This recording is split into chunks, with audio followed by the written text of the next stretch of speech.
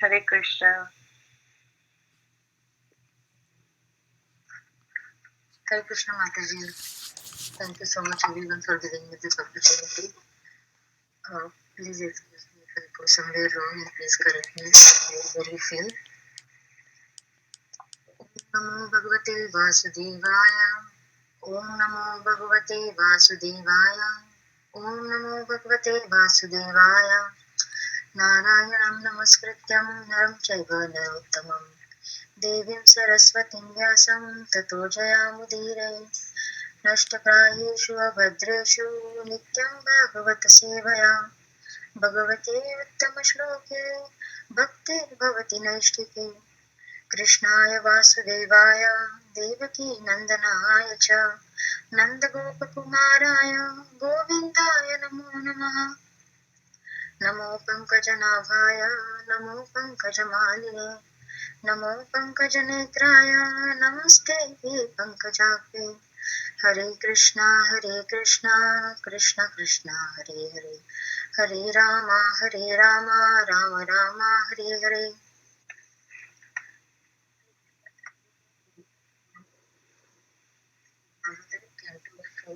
Chapter 22 Priti Maharaj meeting with the four Kumaras. Text 11 Vyalalaya वै तेष्वारिक्ताखिलसम्पदः यत्र हास्तीर्थपादाय पादतीर्था विवर्जिता. Means Vyala, venomous serpents, Alaya, home, Drumaha, tree, Vai, certainly, Tesu, in those houses, Arkita, abundantly, Akhila, all, Sampada, opulences, Yat, that, Graha, houses, Tirthapadaya, in relation to the feet of great saintly persons, Padatirtha, the water which washed the feet, Vivarjita, without. Translation. On the contrary, even though full of all opulences and material prosperity, any householder's house where the devotees of the Lord are never allowed to come in and where there is no water for washing their feet is to be considered a tree in which all venomous serpents live. So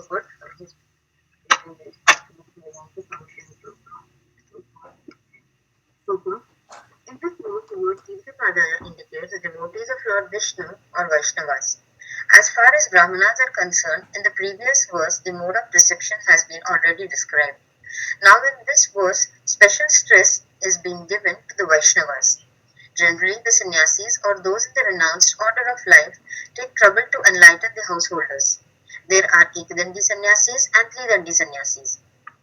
The Ekdandi sannyasis are generally followers of Shankaracharya and are known as Mayavadi sannyasis, whereas the Tridandi sannyasis are followers of Vaishnavacharyas, Ramanujacharya, Madhavacharya, and so on, and they take trouble to enlighten the householders. Ekadandi sannyasis can be situated on the platform of pure Brahman because they are aware that the spirit soul is different from the body, but they are mainly impersonalists.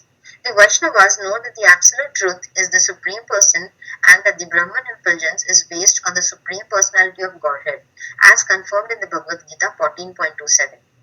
Brahmano hi Pratisthana. The conclusion is that Tirthapadaya refers to Vaishnavas. In the Bhagavatam 1.13.10, there is also another reference, Tirtha Kurvanti Tirthani. Wherever he goes, a Vaishnava immediately makes the place a Tirtha, a place of pilgrimage. The Vaishnavas, sannyasis, travel all over the world to make every place a pilgrimage by the touch of their lotus feet. It is mentioned here that any house which does not receive a Vaishnava in the manner already explained in the previous verse is to be considered the residential quarters of venomous serpents. It is said that around the sandalwood tree, which is a very valuable tree, there is a venomous serpent. Sandalwood is very cold, and venomous serpents, because of their poisonous teeth, are always very warm, and they take shelter of the sandalwood trees to become cooler. Similarly, there are many rich men who keep watchdog, or doormen are put up signs that say, "Do not enter," "Trespassers not allowed," "Beware of the dogs," etc. Sometimes in Western countries, a trespasser is shot, and there is no crime in such shooting. This is the position of the demonic householder, and such houses are considered to be the residential quarters of venomous snakes. The members of such family are no better than the snakes because snakes are very much envious, and when the envy is directed to the saintly persons, their position becomes more dangerous. It is said by Chanakya Pandita that there are two envious living entities, the snake and the envious man. The envious man is more dangerous than a snake because a snake can be subdued by charming mantras or by some herbs, but an envious person cannot be pacified by any means.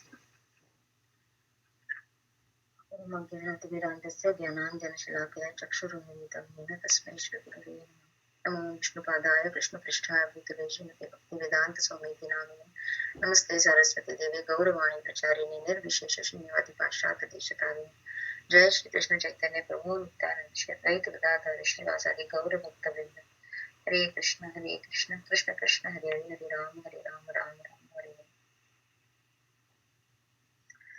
Hi Krishna everyone. So now when we before go to the 11th verse, we'll just see that we saw in the 10th verse that a person who is not very rich and is attached to the family becomes glorified when saintly persons are present in the home. That means we saw that how a saintly person is to be received in the homes of an ordinary man also. Now on this, if you see the translation starts with the line on the contrary. That means this is the opposite of like if a person is not, or if a family or if a house is not inviting or not hosting a sannyasi or a devotee of the Lord, then what, like how is it compared, or what is it compared to? There it is compared to a venomous serpent. When we go with the very start of the purport, the uh, the purport over here is very important because it tells us how we have to let each and every devotee has to be welcomed in the house.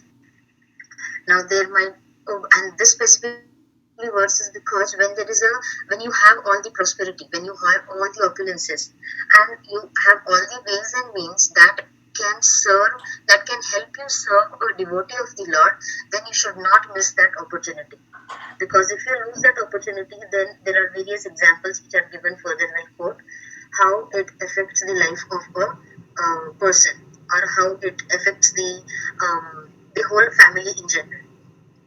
At the very beginning of the verse, we say the word called as Tirtha Padaya, which indicates the devotees of Lord Vishnu or Vaishnava.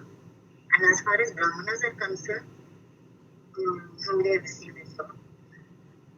Now in this verse, it says that a special stress is given on Vaishnavas.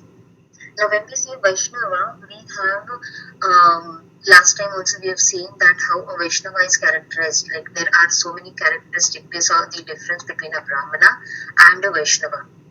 We said that a Brahmana may not be a Vaishnava if he is not having the same devotional service, or if he is not having the knowledge of the Supreme Personality of Godhead.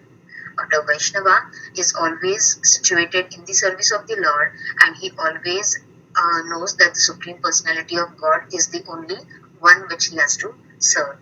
So just when he was looking about the characteristic of a Vaishnava, when we see about Srila Prabhupada has always said that the qualities, the goodness quality, that is the Sattva Guna quality, has always to be, we have to have that goodness quality, so that you can raise yourself to the knowledge platform and to the faith in the transcendental service of Godhead.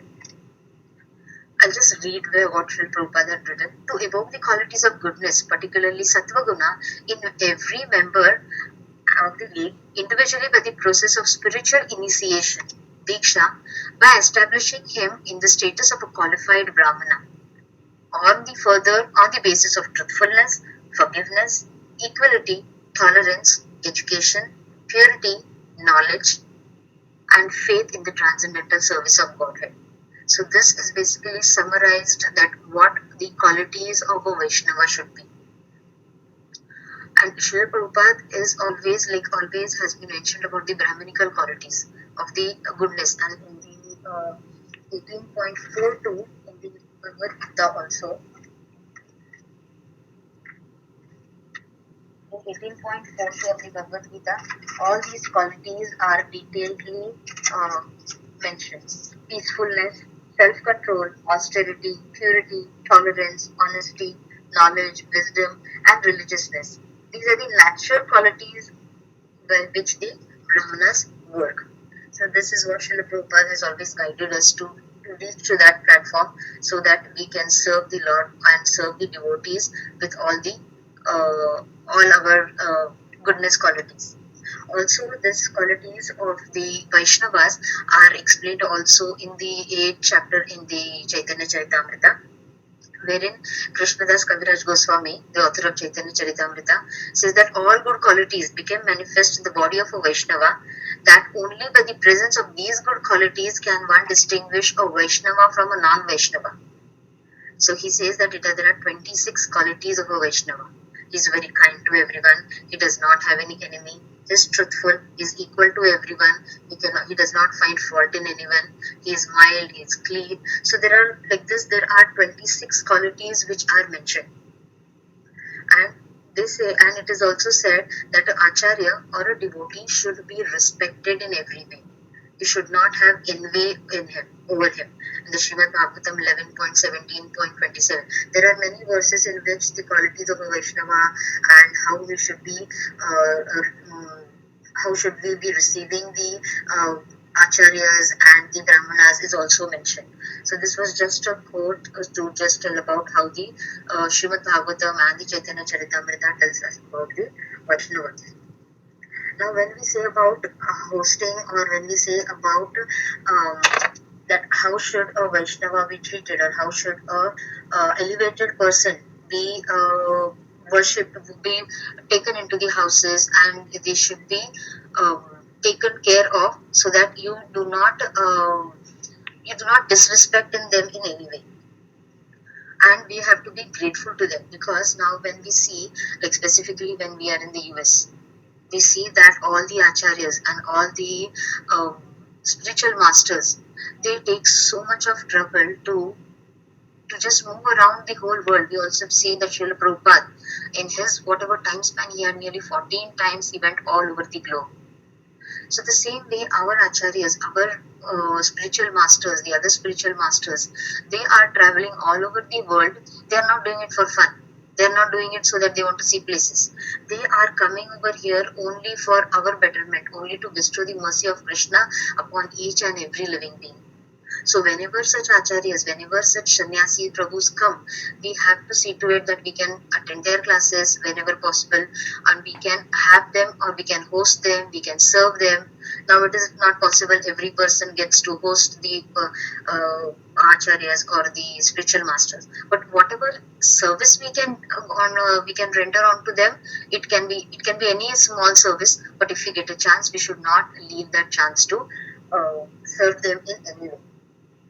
Now, when the sannyasis are mentioned over here, it mentions the Ekadandi sannyasis and the Dvidandi sannyasis. There are the two types of sannyasis they have mentioned. The Ekadandi sannyasis are the general followers of the Shankaracharya and are known as the Mayavadi sannyasis, whereas the Tridandi sannyasis are the followers of the Vaishnava acharyas. So this is basically the difference which is given between the two sannyasis. Again, it has been covered into the earlier verses also, so we need not go into that detail about explaining them. The further part which is very important over here is that even in the 4.22.10 even when a poor person crosses the host to be himself and glorious by hosting the saintly person. That means though we are very small compare in front of our spiritual masters, right? So if we get a chance, if we get an opportunity to host them, to serve them, we should not be uh, leaving those opportunities.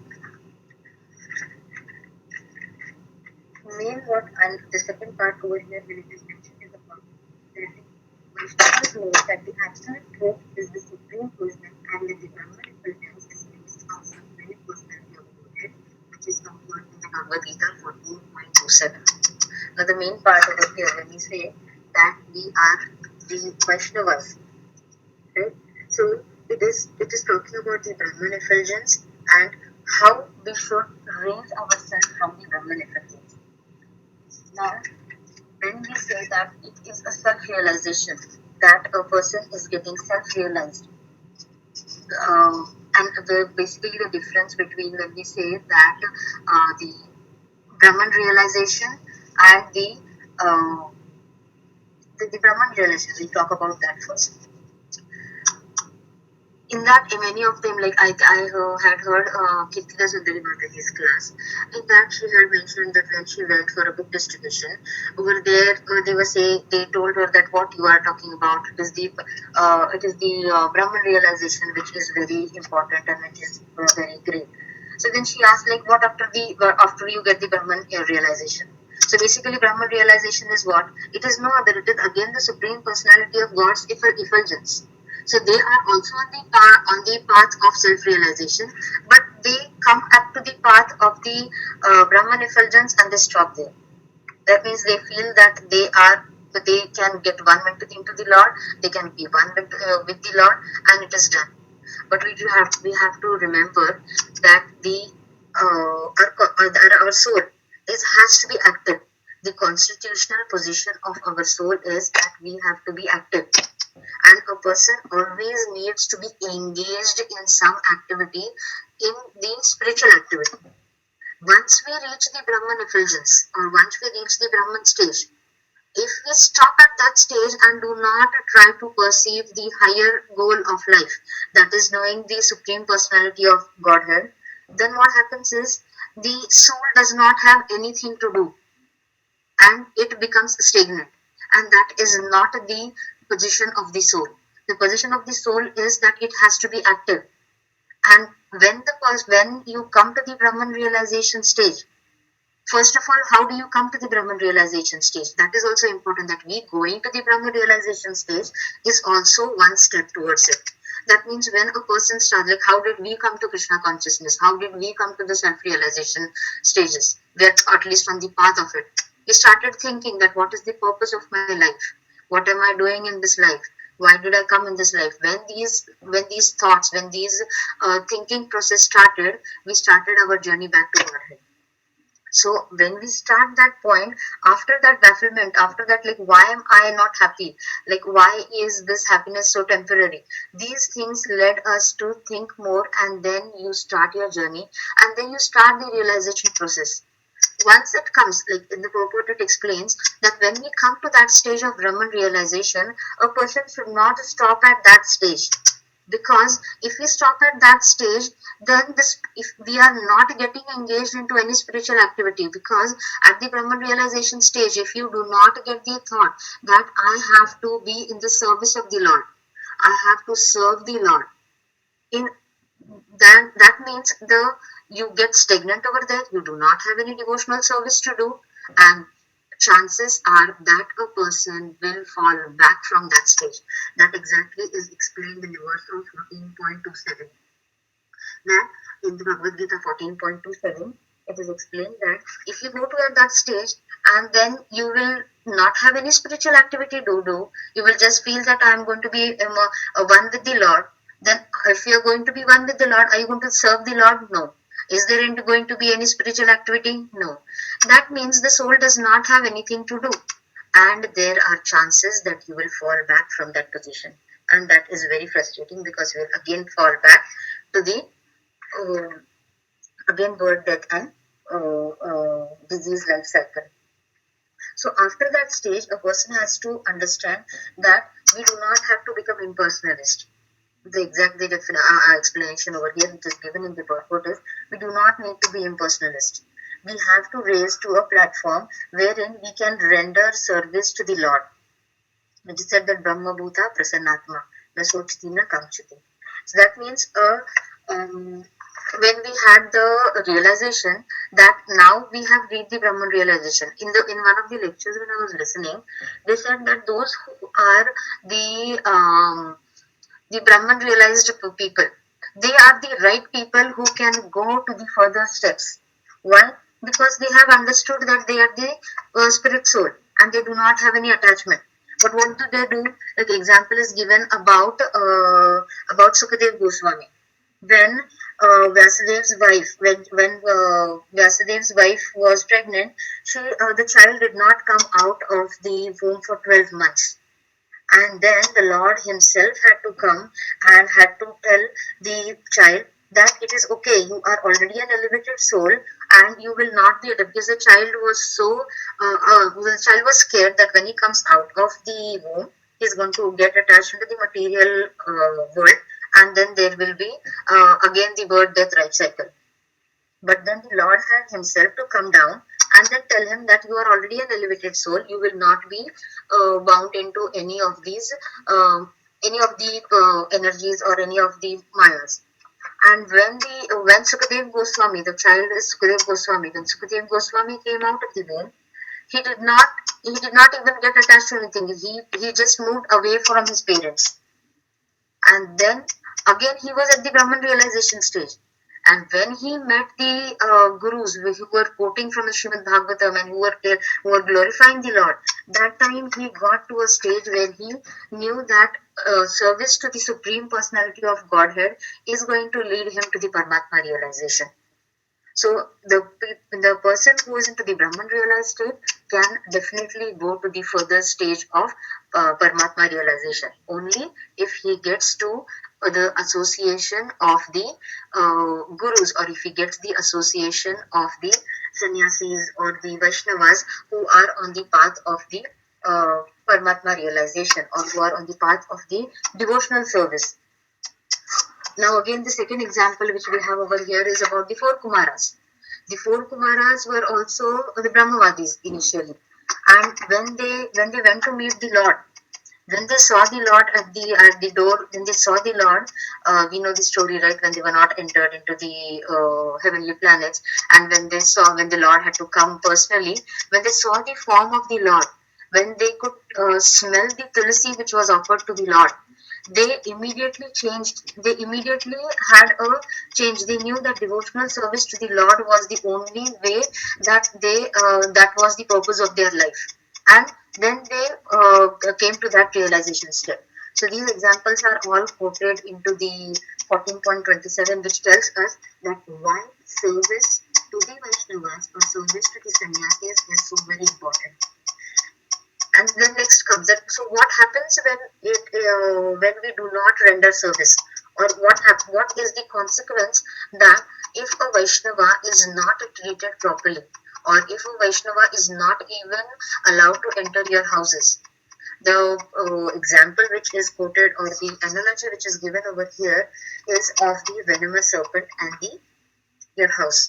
That means you are all well equipped. You have a big house, you have everything, all the ways and means by which a Vaishnava can be hosted in your house. But we are envious of such people. We do not believe in the Lord. We do not want to serve them, or we do not want even our little time to be spent for them. So they are compared to the venomous snake. That means a venomous snake, it needs to be along the cold sandalwood tree, it needs to be coiled around it, and it does not allow anyone to enter into it. Like if any Vaishnava or if any sannyasi tries to come in, they will be envious over it. They will just like a snake who is just emitting poison from his fangs. It's the same way such people will be criticizing the devotees, will be having some sort of problems with the devotees, and they will not allow such devotees to be hosted. Or we see so many places, right, that the devotees have been troubled. So those people are being compared to the venomous serpents who are envious. And also a very high step is given over here that those people, that means it is said that Chanakya Pandit, that these two envious living entities, the snake and the envious man, the envious man is more dangerous than the snake, because a snake can be subdued by the charming mantras, but a human being who is very envious, and once the envious nature enters into the heart, then it is very hard for that person to be raised to a platform wherein he can serve the devotees.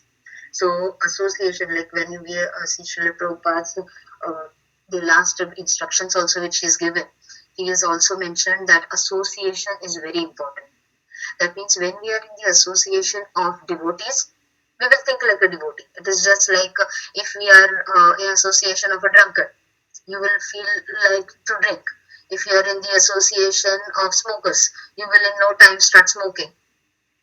The same way when we had examples quoted in our classes also last time, it is like association is like suppose there is a room which has fragrant oils in it and you pass that room. When you move out of that room, that fragrance which was there in the room, it will come on your body as well. So a person will know, oh, were you in that fragrant room? Did you pass that room? Or when suppose an incense stick is blown, or when you go to the temple also, when you have the Narsiya Aarti is done and the Narsiya oil is being put up on your, and the scent has been pulled up on your hand, you have that fragrant in you. Why? Because you were in that association. At the same time, if we pass from a place where there is all smoking and drunkards there, what will happen? You will also get that smell, you will also get that attitude in you. So association of devotees is very important, and whenever we get chance to host devotees, whenever we get chance to hear from these devotees, we should never leave that chance. One more one more is quoted from Canto 8, chapter 16, the 6 to 11 verses.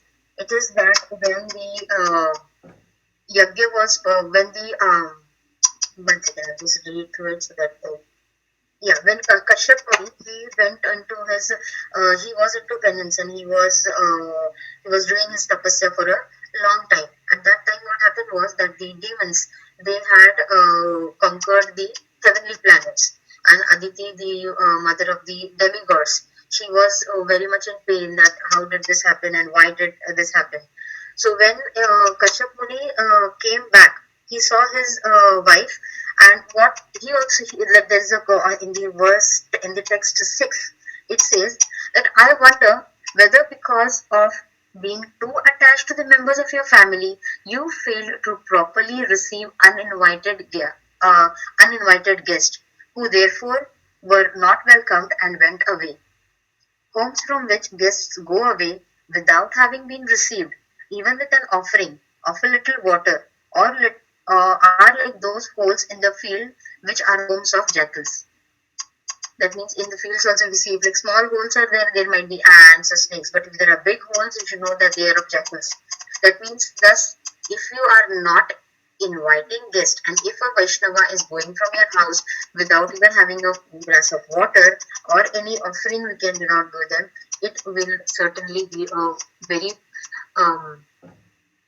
it is not a good sign of being a Vaishnava. That means you are not a Vaishnava and you cannot treat a Vaishnava with proper respect. And that is going to be a very, it's an offense to the Vaishnava basically. Now, when I was looking into this, I had some examples to quote, but Mataji, please come closer. Oh, okay. I'll just increase my water again. Yeah. Can you hear me now, Mataji? Yeah. Okay. Okay. So Narad Muni was also given as an example. In the verse, it is one when I was listening to a class, the Prabhu says that even Narad Muni, when he was explaining, when he was talking to Vyasadeva, he explains about this part of his life. When in the earlier part of his life, he was born to a maid servant, and after his mother passes away, then he was into the association of all the Bhakti Vedantas. He was serving the devotees, and he was in association of all these sannyasis. And because of that, he after his mother passes away, he moves from the house, and then he starts on meditating the Lord. And he starts on meditating the Lord within his heart, and the Lord just gives him a glimpse of him. So he says that due to the association of these devotees, I was raised to a platform wherein I could meditate and see the Lord. But that glimpse was there for a very small few seconds. And then the Lord says that because of your past activities, in your next life, you will be into, like he will get the life of Narad Muni. And so Narad Muni says that because of the association of these devotees, that he could, because of serving these devotees, he could come to this level of realization, and he could get this life. Same as with Dhruv Maharaj we had. Like Dhruv Maharaj was also instructed by Narad Muni that he has to constantly meditate on the Paramatma who is there in the heart. And he gave them the mantra of Nom Namo Bhagavate Vasudevaya. So thus this thing, like this purport tells us how we have to receive the Vaishnavas and how we should not have the mentality of being like a venomous serpent or of closing our doors for the Vaishnavas and not hosting them. And we should not be we should try to raise ourselves from the Brahman realization to the Paramatma realization, and this can be possible only if we have the association of the devotees, and if we serve the devotees, only then can they go to the higher stages. The stage of the soul, which we were saying, that if we go to the Brahman realization, what happens? It is just like a man is placed, the Srila Prabhupada quotes that it is just like a man is placed in an empty room. How long can he be in that empty room? What is he going to do in that empty room? There is nothing to do in that empty room. So eventually he has to come out of it. That is the thing which our soul.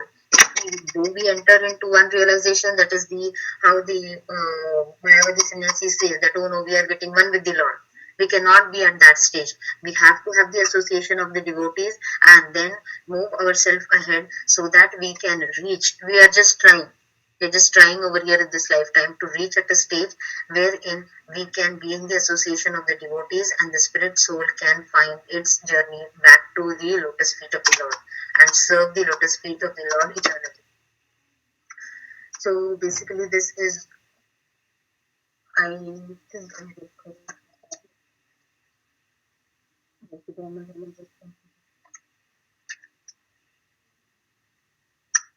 Yes, Mataji, I think I have covered up this topic. It's a small, the purport is big, but then the essence was that we have to serve the Vaishnavas and we have to see that the traveling sannyasis who are traveling all, like they are, yeah, the Vaishnava sannyasis travel all over the world to make every place a place of pilgrimage by the touch of their lotus feet. So this is again one point which I had to explain is that when sannyasis or when the prabhus or when any Vaishnavas, when they come to your place for preaching, you shouldn't be always taking it as a burden, because when they are coming, only by the touch of their lotus feet also the house is being transformed. We always see that so many in ISKCON we see when we have so many acharyas who are traveling, there's so many ready to host them.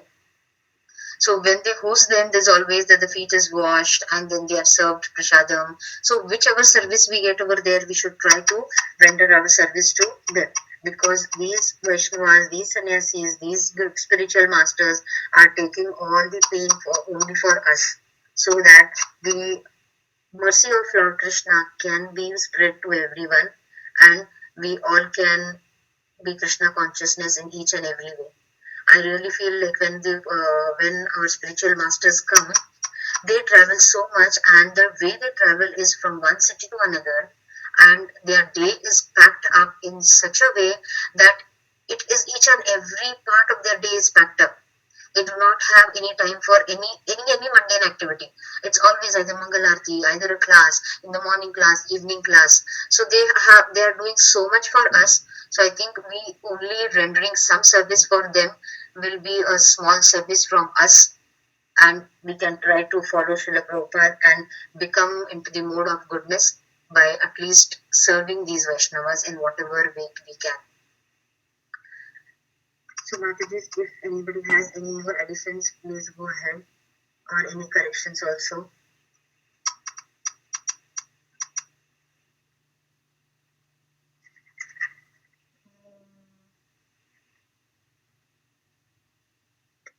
Hare Krishna. Sita Priti Mataji, thank you very much for the very, very beautiful class. Very nicely covered. Mataji, I had only one question. These people like Shokadev Goswami and the four Kumaras, after their transformation, they moved on to the platform of Bhagavan realization, right? I mean, from Brahman they moved on to Bhagavan, right? But why we're mentioning Paramatma? Is there any reason for that, Mataji?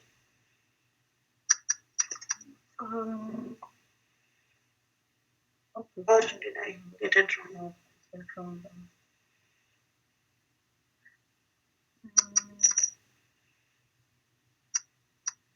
So that they did not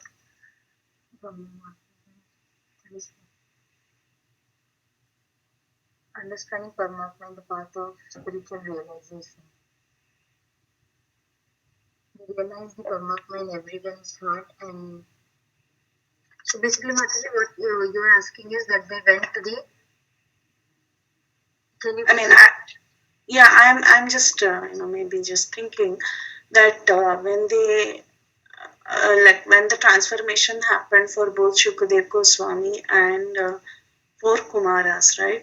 Kumaras, they smelled the lotus feet of the tulasi from the lotus feet of the Lord, and Shukadev Goswami, he heard about the very nice mercy of Krishna on Putana and all that. When they did that, they became devotees. That is right. But why specifically Paramatma was mentioned? That is the question.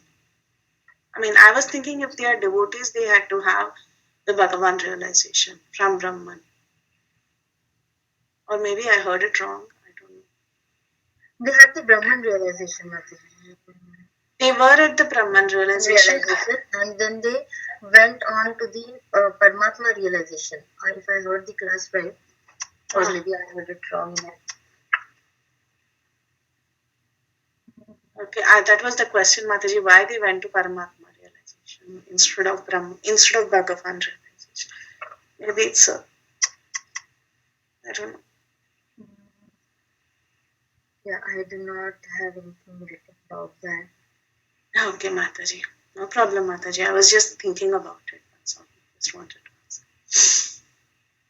Thank you so much, Sita Priti Mataji. The class was really beautiful. You covered all the points on the purport in great detail, referring from so many places. It was a very wonderful class. Lot of effort put in, Mataji.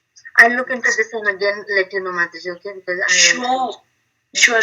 I was just, thinking about it. I'll go over class again and I'll just see if I missed out. Sure, no problem. Thank you very much, Mataji. The class was really good. Hare Krishna, Sita Mataji, very nice class. Very cover all these points, so many. And I also like to hear the point that Priti Mataji had said. Hare Krishna. Thank you very much. Please give your association regularly. Hare Krishna. Hare Krishna, Mataji. Hare Krishna, Sita Priti Mataji. Thank you so much, Mataji. It was very important points you were mentioning in the class. Thank you so much, Mataji. Thank you, Mataji. Please forgive me for any offenses or if I have missed one, forgot any point. Hare Krishna, Sita Priti Gopi, Dandvat Pranam. Srila Prabhupada, Srila Gurudev Ki Jai. Very nectar class, Mataji. Like we just hear, like Vilasini Gopi told that you cover all the points. And it's practical, Mataji, that how we have to behave with the Vaishnava. And Mataji, it's very nectarian class. Thank you very much for your association. Hare Krishna, Hare Bol. Sing for us whatever you like to sing, Mataji.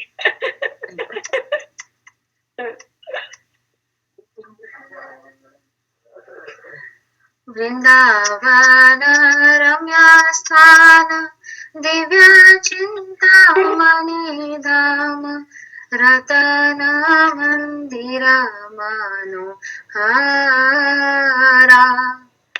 Vrindavan रम्यस्थान Divya Chintamani धाम रतन मंदिर मनोहरा अमृत कालिंदी नीरे राजहंस केली कोरे ताहे शोभे कनक कमाला वृंदावन रम्यस्थान दिव्य चिंतामणि धाम रतन मंदिर मनोहरा. Hare Krishna Mataji. It was so beautiful. So beautiful. You are so sweet, Mataji. Ayo, thank you, Ubili. You are awake. You are so very big devotee, you know. I really need to meet you, Vrinda. I'm waiting for you. Thank you, Mataji, for this beautiful class. Very beautiful voice, Mataji. Mataji, you are. Hare Krishna Mataji, very very beautiful class Mataji, and very nice singing Mataji. Your voice is so sweet, and after hearing your class, I think they will simply go away because they have to bear with me. No, Mataji. Thank you so much, Mataji, for giving this opportunity. And I know, like, I might have not covered up everything, but please forgive me for any mistakes. And I'll try to find that question. It is not there. I'll try to go over that class again and find it. What exactly what I.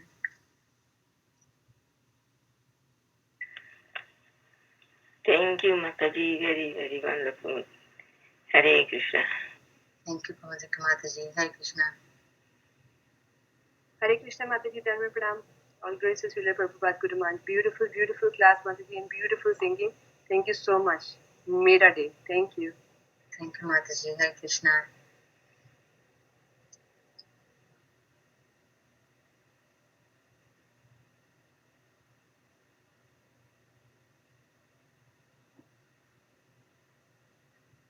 Should we end the class, Mataji? Yes, Mataji. Yeah, yes, Mataji. We can start for it. Yeah. Please give me your blessings and I bow down to your lotus feet. Vancha kalpatarubhesha kripa sindhubheva cha patitanam pavanebhyo vaishnavebhyo namo namaha. Ki jai. Thank you very much, Sita Priti Mataji, for the very nectarian class. So we go for our we go for our Vraja Mandal Parikrama today, and today is our 7th day, and 7th day is the Govardhan Parikrama. So please bless me so I can, convey the message of His Holiness Loknath Swami Maharaj to you.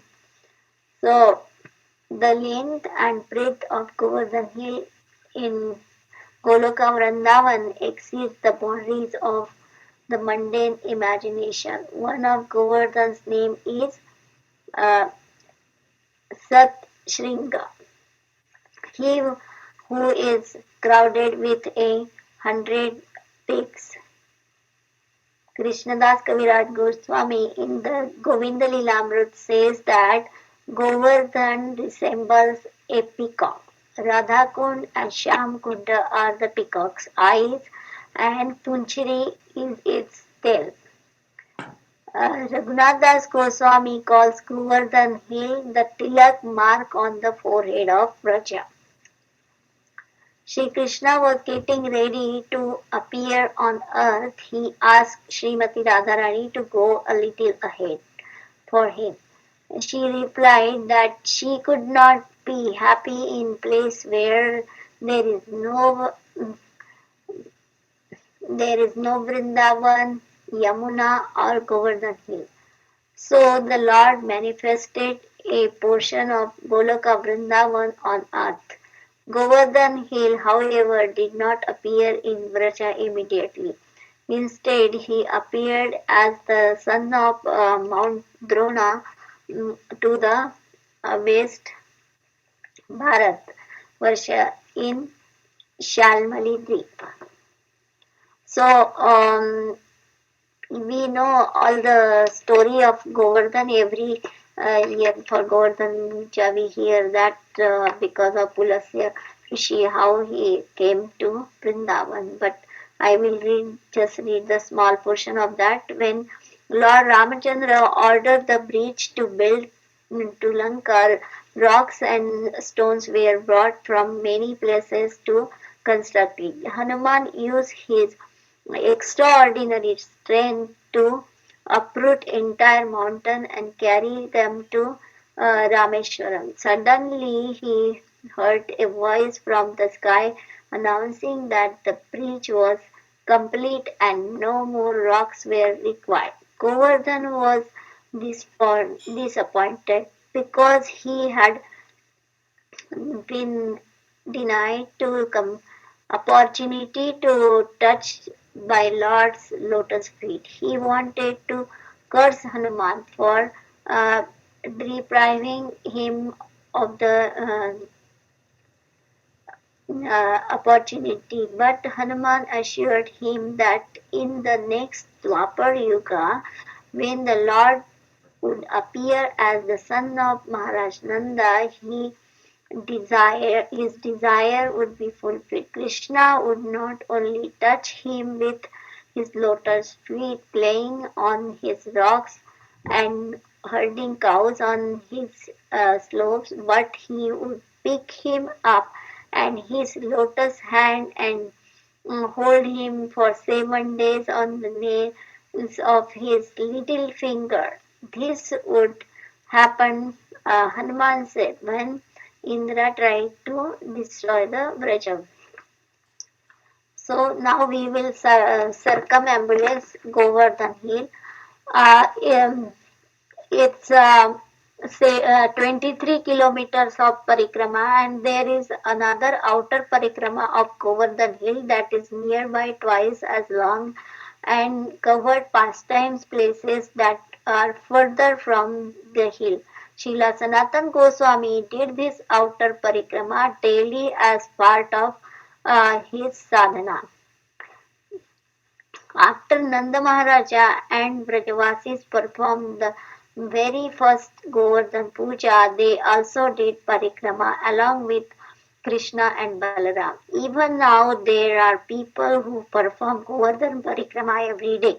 On the occasion of a full moon or new moon, the number of pilgrims increases as it is an auspicious day.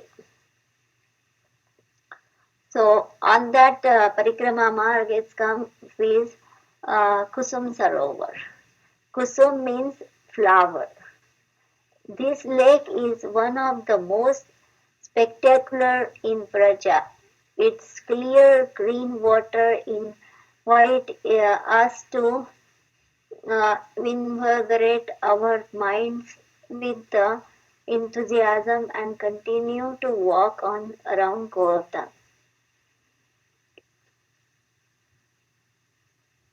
The noble architect of the temple overlooks the lake. The building is a relic of perfect Vedic construction, symmetrical and majestic. There is a kunja on the southern bank of Kusum Sarovar called Ashoklata. And here Krishna braided Srimati Radharani's hair. Behind Ashoklata is a small temple where deity of Uddhava is worshipped. This place is known as Uddhav Baitak. Krishna sent Uddhava to convey a message to the gopis, and we will visit the place where Uddhava delivered that message to the 17th day of our Parikrama. Uddhava becomes so overwhelmed by the intensity of gopis' love that he prayed to become a uh, creeper or clump of grass in Vraja so he could receive on his head dust of their lotus feet. Uddhava's desire was fulfilled and he lives here at Kusum Sarovar as a clump of grass. So, the Srimad Bhagavatam Mahatmya narrates an extraordinary pastime that took place after Uddhava became a clump of grass here. Once, after the departure of Krishna and the Yadus, the Lord's queens were advised by their co-wife Kalindi to hear Srimad Bhagavatam from Uddhava in order to mitigate their intense feeling of separation from their Lord. Kalindi, who is Yamuna Devi, explained how when Krishna left Vrindavan and went to Mathura, the gopis had also uh, is the suffering by hearing from the Lord's cousin and intimate friend. So the queens, accompanied by Vajranabh and Parikshit Maharaj, came to Kusum Sarovar to search of Uddhava, aware that he was living there as grass.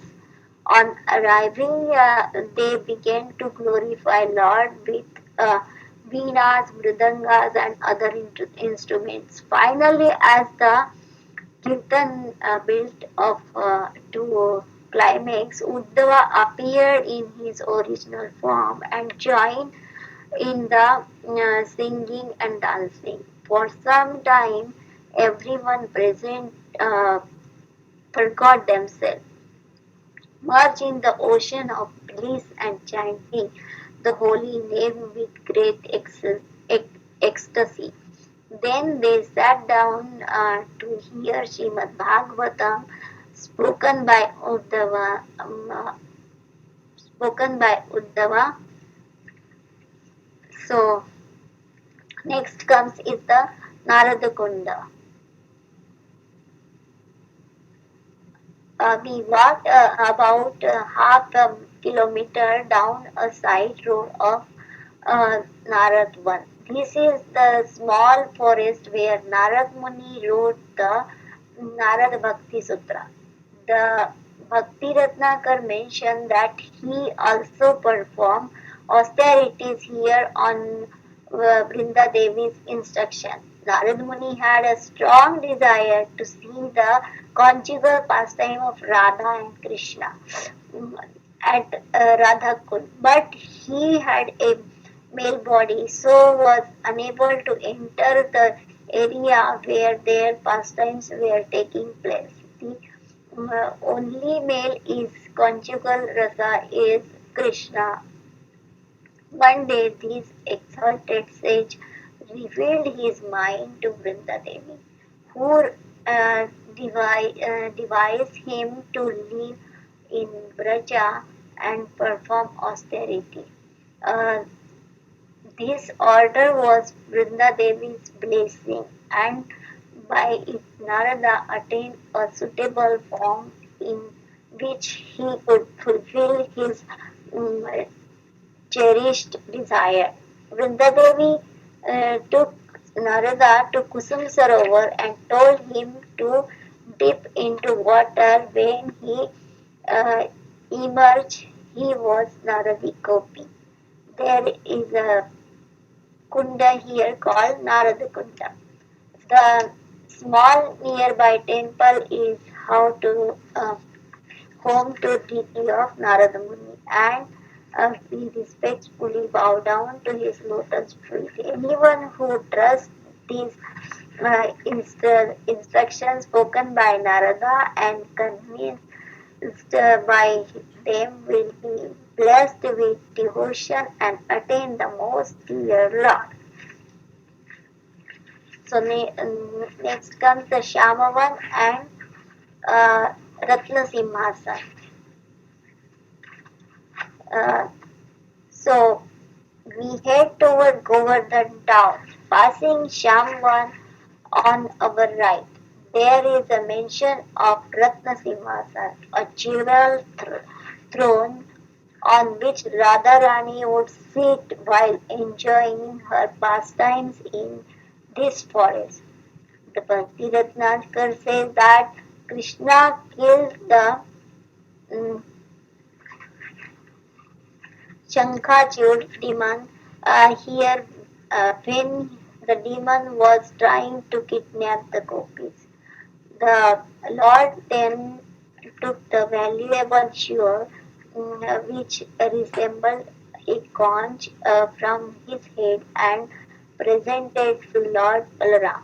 Shankachuda is an expansion of Sri Rama, Srimati Radharani's brother. And of course, there is a story behind all this according to Garga Samhita.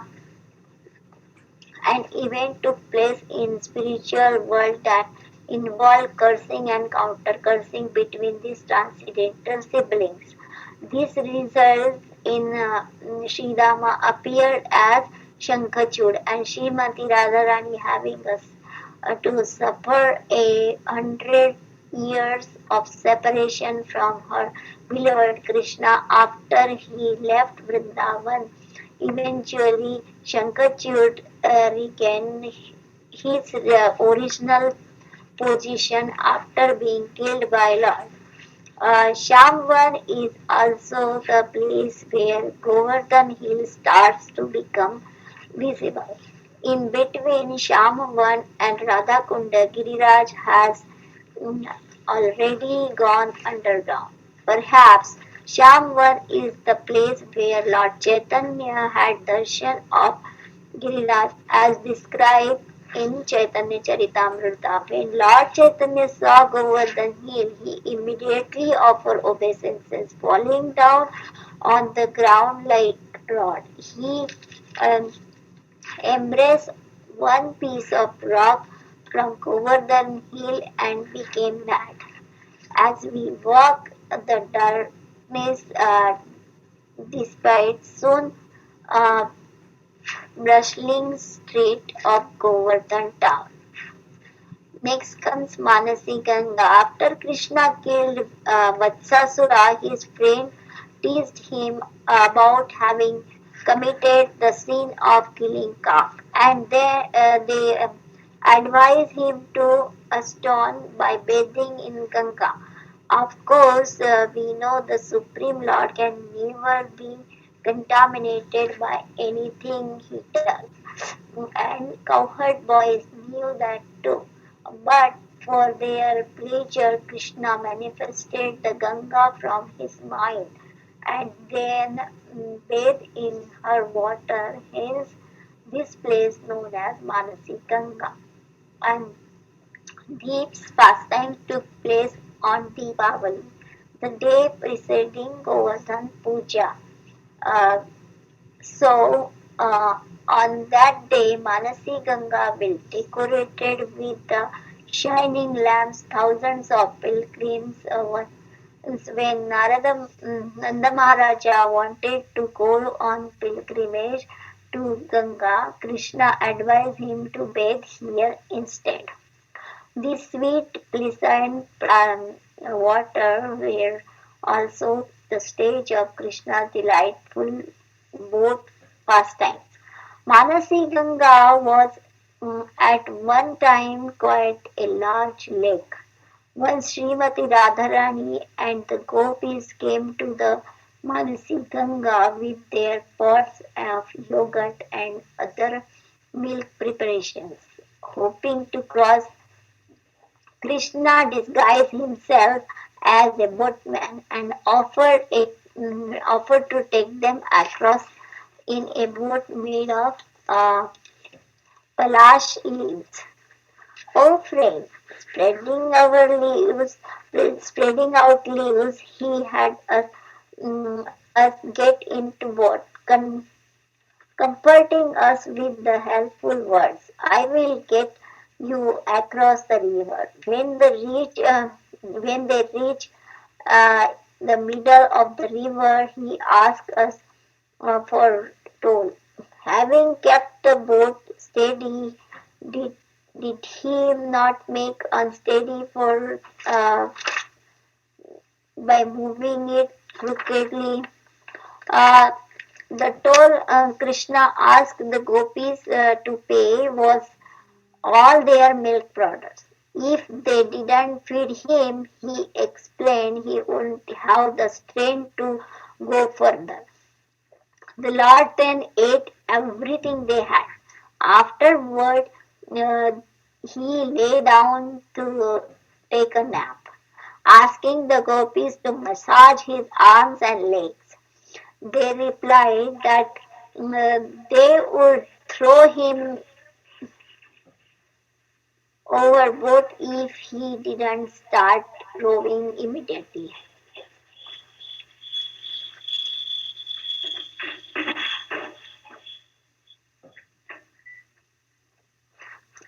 Krishna rowed for some time and then again stopped. This time he claimed the boat was sinking because it was too heavy. He convinced them to throw all their jewelry and yogurt pots overboard. Soon after, by the Lord's desire, a storm arrived and he started rowing the boat. Srimati Radharani became so frightened and she put her arm around the boatman.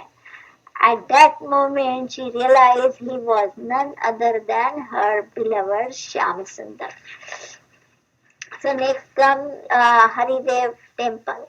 Haridev, the resplendent dark complexion lifter of Govardhan Hill, smiles compassionately upon the devotees who prostrate themselves at his lotus feet.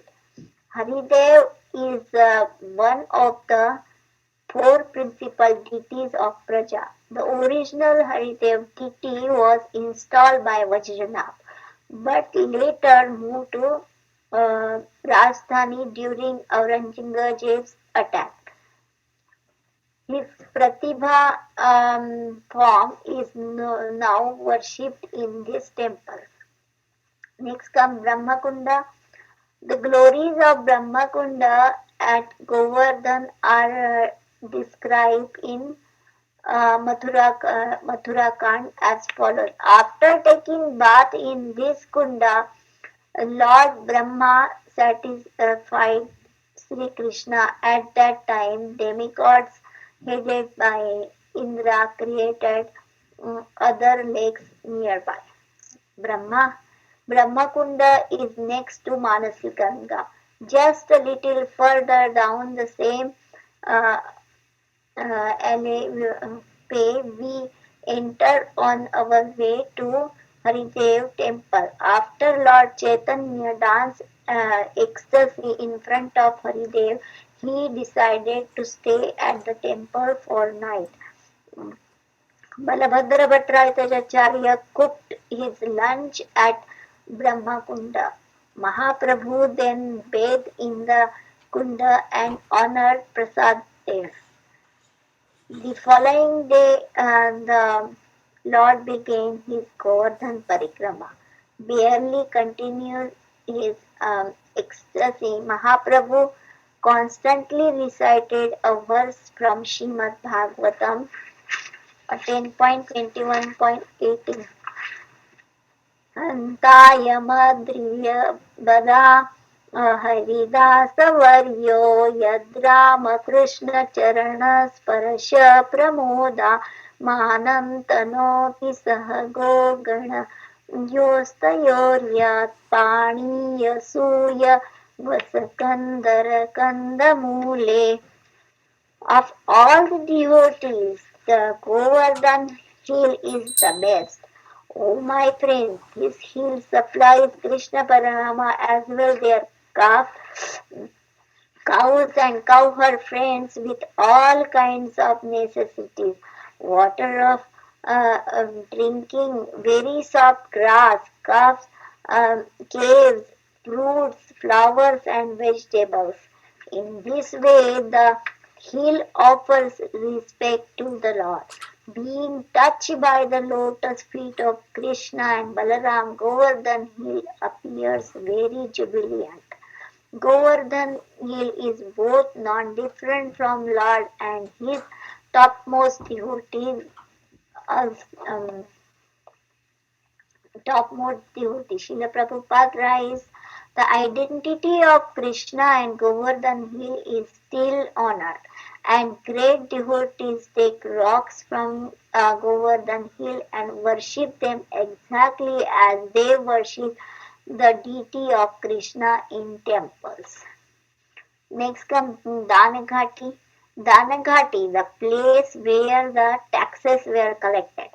While on their way to Govindakunda for Yajna, the gopis were stopped by Krishna and his cowherd friends, who demanded a toll for all the milk products they were carrying for the sacrifice. A blissful exchange ensues. Krishna said, "O delicate girl, I am shackled by the order of the forest king, whose orders may not be disobeyed. By his order I do this cruel work of collecting tolls. I am not independent. What can I do?" Then Vishakha said, "Are you ordered by Kamsa?" Krishna says, "No, no." Vishaka says, "By whom then?"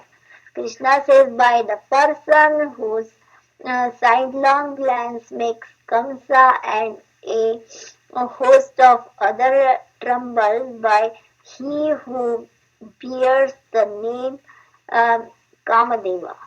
Lalita says, "Ha! I never heard of any king who bears the name Kamadeva." The Parikrama route doesn't follow the Mathura road, so we'll uh, mm, go by the way which turns on Lakshmi Narayan temple.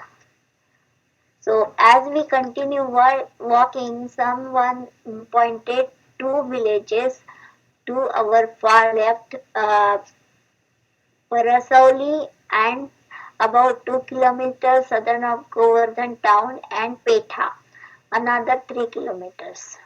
Nowadays, Parasauli is known as Muhammadpura. Here Krishna and gopis perform their spring ras lila. One can also see Chandra Sarovar, where the Lord took race and where the Bhajan Kutir and Samadhi of Vaishnava poet uh, Surdas are located. Petha is the place where Krishna suddenly disappeared during the Ras dance and where, desiring to play a joke on gopis, he showed them uh, his four-armed Narayan form. While searching for him, the young girls came on the bush next to which he sat, but they couldn't recognize their Krishna in him.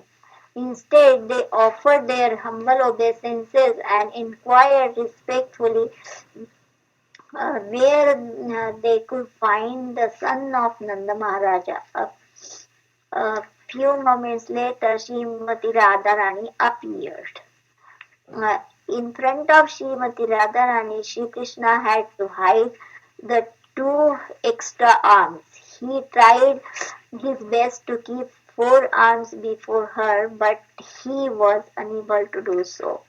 So this is potency of Srimati Radharani. Govardhan Chilla dance in sunbeams, and we are inspired to inter, uh, interspare our chanting. When Srila Prabhupada took his disciple to Govardhan on pilgrimage, he warned them not to touch the hill with their feet or to take any Shila taken from here to be worshipped outside Vraja when have to receive from the hands of Vaishnava, and only after the inspiring worshipper receives his or her spiritual master's permission. The soft Parikrama path winds its way through several small temples, each glorifying its unique deity. The many villages and kundas on the way let us live for a moment in remembrance of Krishna pastime. We will hear more about the pastimes when we visit Kamyavan, and next come Aniyora.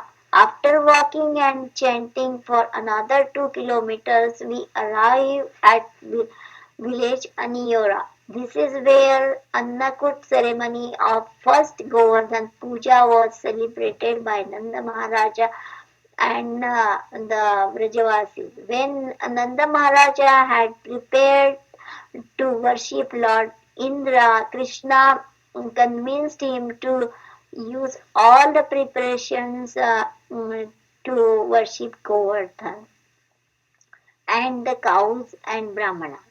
Following Krishna's detailed instruction, the Vrajavasis made phenomenal quantities of tasty preparations, mountains of puris, laddus, and other sweets, huge pots of vegetable preparations, and lakes of sweet rice, yogurt, and other milk preparations, and offered everything to Giriraj. At that time, Krishna assumed a gigantic form that was separately um, constituted, declaring himself to be not different from Govardhan hill. He began to eat everything.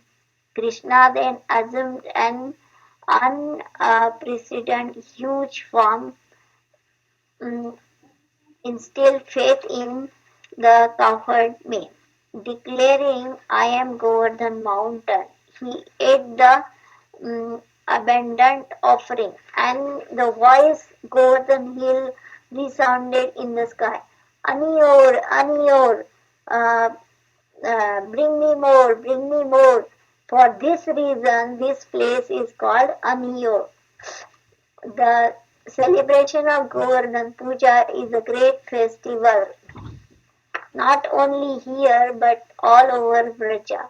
In remembrance of this pastime, mounds of grain are prepared and free distributed. Just ninth day from now,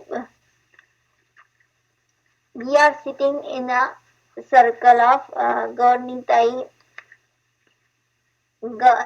Gaur Sundar in a steady grove. So next come Govinda Kunda. Walking on about 400 meters ahead is Govinda Kunda, formed when Indra bathed Krishna with milk, Ganges water, tulasi manjiris, and lotus flowers after Krishna had set down Govardhan hill. Govardhan Puja took place on the new moon day in the month of Kartik. The next day was Yamaditya. So all Vaishnavas go to Vishram Ghat in Mathura.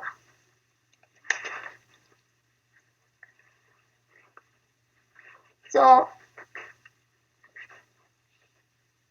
in Garga Samhita says, O king, 4100 years after the beginning of Kali Yuga, as everyone watches, Lord Krishna will emerge from a cave on Govardhan hill and reveal his transcendental form um, at Shringar Mandal. Saintly devotees will call this form of Lord Srinath, uh, he will always enjoy pastimes on Govardhan Hill. The people in Kali Yuga who see this form of Lord will attain all spiritual success. So, by the causeless mercy of Srila Madhavendra Puri, Sri Chaitanya Mahaprabhu's grand spiritual master, this prediction has come to pass. When Madhavendra Puri visited this place, he bathed in Govindakunda and, overwhelmed with ecstatic emotion, sat under the nearby tree to rest. This exalted devotee was hardly eating or drinking. Out of love for his devotee, Lord appeared as young cowherd boy, brought him a pot of milk, saying, "No one fasts in my village." He told Madhavendra Puri he would return later to uh, retrieve the pot. Madhavendra Puri was completely captivated by the charming looks and sweet voice of this young boy, and he waited a long time for him to return. But the boy never came back. As time passed, Madhavendra Puri grew more and more anxious. He couldn't sleep, so he stayed up all night chanting the holy names. Towards the end of the night, he dozed off a little, and suddenly that all-attractive cowherd boy appeared again, but this time in a dream. The Lord took his hand and led him uh, toward a bush. He said, "I reside in this bush, and because of this I suffer very much from severe cold, rain showers, winds, and scorching heat. My name is Gopala. I am the lifter of Govardhan Hill. I was installed by Vajra, and here I am the authority. When the Muslims attacked, the priest who was serving me hid me in this bush and in the jungle. Then he ran away out of fear of attack. Madhavendra Puri was instructed to take Gopala out of bush with the help of villagers and construct a temple for him on the hilltop. When Madhavendra Puri woke, he felt great separation from Gopala. Eventually, he regains his composure and did as the Lord had asked. Should I read ahead or not? Hare Krishna. Hare Krishna. Mataji, please continue, Mataji. Okay. And occasional John picks the foot, a remember of Gopi's constant concern of Krishna's soft lotus feet as he wandered over um, Vrajabhumi. Pretty butterflies of all colors flit in between bushes and blooms with dedicated yellow flowers. So next comes Punjarika Lautha Baba. The southernmost tip of Govardhan is guarded by Lautha Baba. Krishna's large, well-built friend, and who is still waiting for the Lord to return from Mathura. As he promised he would, Lotha Baba had so much faith that Krishna would return that to this day, and he remains fixed to see the Lord as waits here patiently. We pray to him for a pinch of his enthusiasm, determination, and patience in the instructions of Guru and Gauranga. Lavta Baba carries a stick, lathi, uh, to herd the cows. It is said that when Krishna was lifting Govardhan hill, Lavta Baba helped support the hill with his stick, as some of the other cowherd men also did. But since Lavta was much stouter than the Lord, he thought he was in fact holding the hill, not Krishna. Understanding his friend's thoughts, Krishna smiled and withdrew some of his support.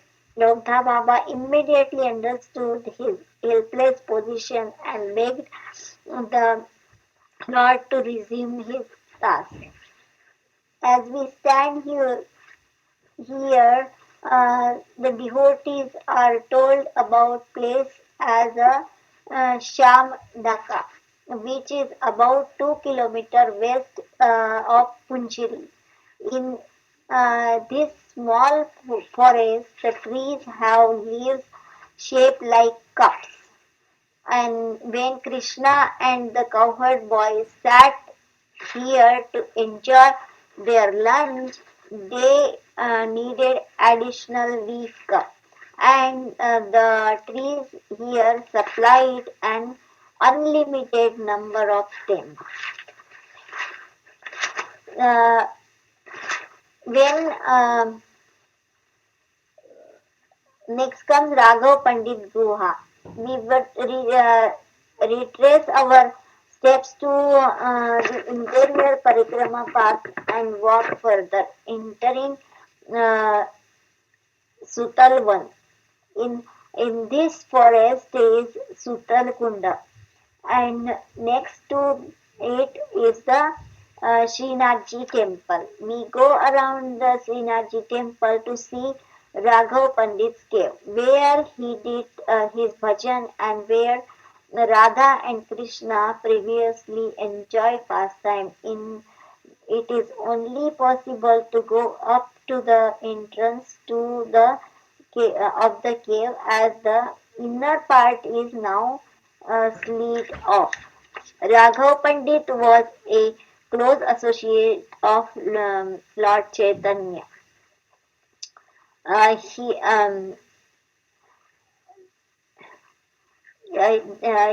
a Champakalata in Champakalata Sakhi in Radha Krishna's pastime. The fifth chapter of Bhakti Ratnakar tells how he took Narottam Das Thakur as and Shrivas Acharya on Vraja Mandal Parikrama. So next comes Kadambavan.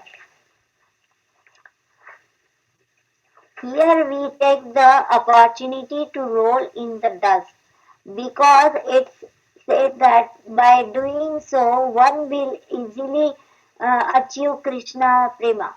There are three kundas in this forest, all to the left and of the Parikrama path and not far from another.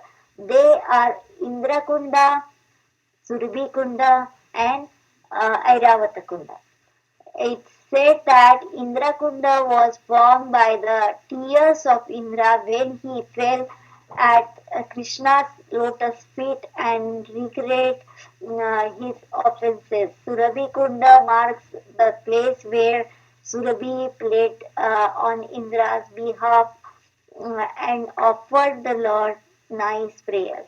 Airavata Kunda was formed when Airavata, Indra's elephant carrier, joined in Abhishek and bathed Krishna with Ganges water. Next, Jatipur. Leaving Kadambavan, we next come to Jatipur. Yati means sannyasi and Pur means town. This place was named after Srila Madhavendra Puri, who who was sannyasi and spent time here. Mukharavinda. Next is Mukharavinda. Mukharavinda is the middle of the Jatipur village and next to Govardhan Hill. The followers of Vallabhacharya consider this place to be Giriraja's lotus mouth. For Gaudiya Vaishnavas, however, Giriraja's lotus mouth is near Radha Kunda and Sham Kunda. Everyday pilgrims pour hundreds of liters of milk on Govardhan here. Next is Sakhi Sthali. Not long after we passed through Sakhi Sthali, Chandravali lived here with her husband, Govardhan Mala, who was a close friend of Srimati Radharani's husband Abhimanyu. Chandravali would also meet Krishna here. She is considered Srimati Radharani's transcendental competitor. There is a kunda here called Sakhi Kunda, which is said to have been created by Chandravali's 64 Sakhis. Next is Uddhav Kunda.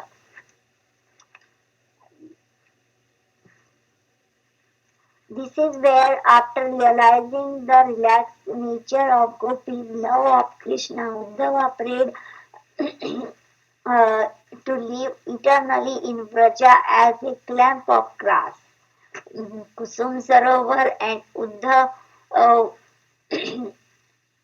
Baitak are just across the hill from where we stand. The old Radha Uddhav Bihari deity, which used to preside here, have been replaced by newer deities. We are now about 4 kilometers from Radhakunda. There was a time when Govardhan Hills stretched all the way to Radhakunda and Shamkunda.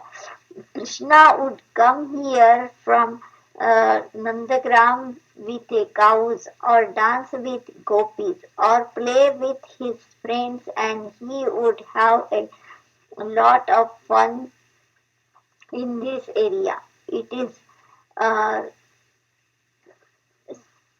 snake, scenic spot. As we leave Uddhav Kunda and cross the canal, we notice to our right a massive Orion style temple dedicated to Lord Chaitanya. Inside, the deity is very tall and quite beautiful. Next is Radha Kunja Bihari Gaudiya Math. We are heading to Radha Kunda now. And then and long last we behold the splendid Radha Kunda. Although the devotees are tired and their feet sore, they dance in jubilation.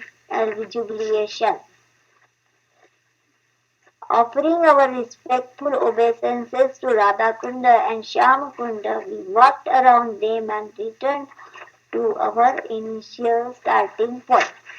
So thank you very much. We have done the Parikrama of day 7 and it's almost 9 o'clock now. So I don't think we should go ahead. Hare Krishna. Hare Krishna Shama Gauri Devi Rasi Dandavat Pranam. Thank you very much. Sita Vrindavan. Ki jai. Yes, Mataji, we finished our Govardhan Parikrama today. And tomorrow we will be doing Radha Kunda Parikrama. Govardhan Parikrama ki Jai. Jai. Thank you, Mataji. Thank you so much, Mataji. Yeah, thank you, Mataji, for patiently listening. I think if you would have done this, yeah, it would have been much better. But thank you for bearing with me. Thank you, Shama Gauri Mataji. Thank you so much. Thank you, Mataji.